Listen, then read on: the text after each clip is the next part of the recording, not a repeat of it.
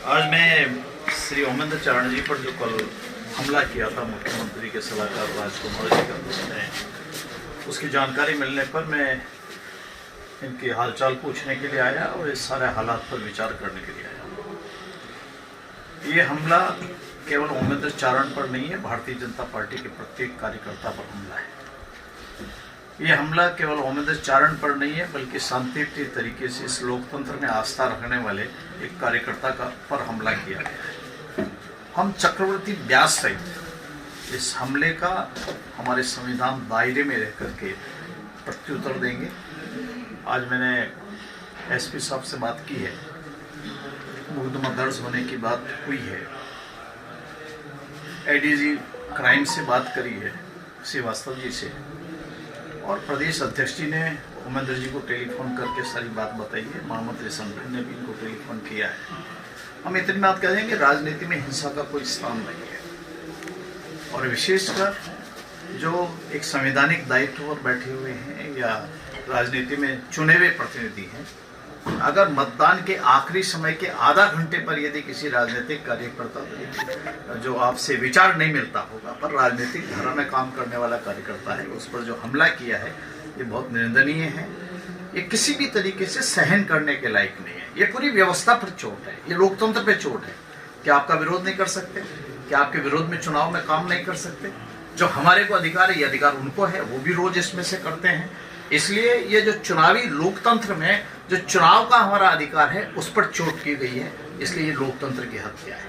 आपने चुनाव में लगे हुए राजनीतिक कार्यकर्ता पर आप हमला करते हैं, और हमला कर करके ये तो अस्पताल समय पे पहुंच गए, बच गए।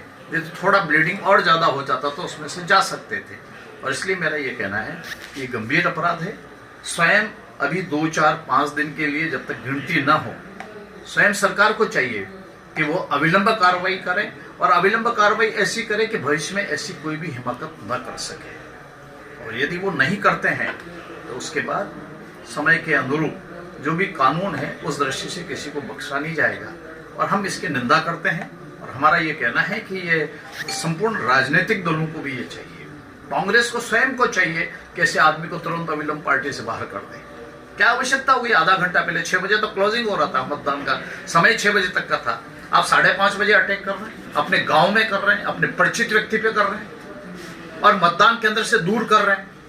मतलब मतदान केंद्र से अगर हमारे समझ में आता, अगर ये मतदान केंद्र की कोई बात होती कि साहब अंदर घुस गए, ये हो गया, 10 आरोप लगा सकते हैं। मतदान केंद्र से इतने डिस्टेंस पे हमला किया गया, ये जानबूझ करके इनको नुकसान पहुंचाने, इनको शरीर से नुकसान पहुंचाने, इनकी जान को नुकसान पहुंचाने किया गया है। इसलिए हम इसको केवल ओमेंद्र चारण पे हमला नहीं है, भारतीय जनता पार्टी का प्रत्येक कार्यकर्ता अपने पर इस हमले को मानता है कि ये हमारे पर हमला किया गया, ये लोकतंत्र पर हमला किया गया है। इसलिए हम समग्र रूप से उचित मंच के ऊपर इसकी कार्रवाई भी करेंगे और इसका प्रत्युत्तर देंगे। तो इसका FIR वगैरह कुछ किया है आपने? FIR दर्ज हो गई है, गोठरा थाने के ऊपर कराई गई है, ऐसा मुझे अभी जानकारी दी है।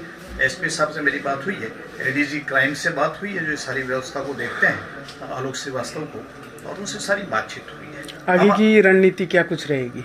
हमारी रणनीति है कि हम 2-4 दिन पुलिस का एक्शन देखते हैं कि अगर पुलिस समुचित एक्शन लेती है जो कानून और व्यवस्था में उनको लेना चाहिए, तो हम उसका इंतजार करेंगे। और वो अगर नहीं लेती है और पुलिस अगर मूक दर्शक बन के रहती है, तो उसका उत्तर देना हमको आता है।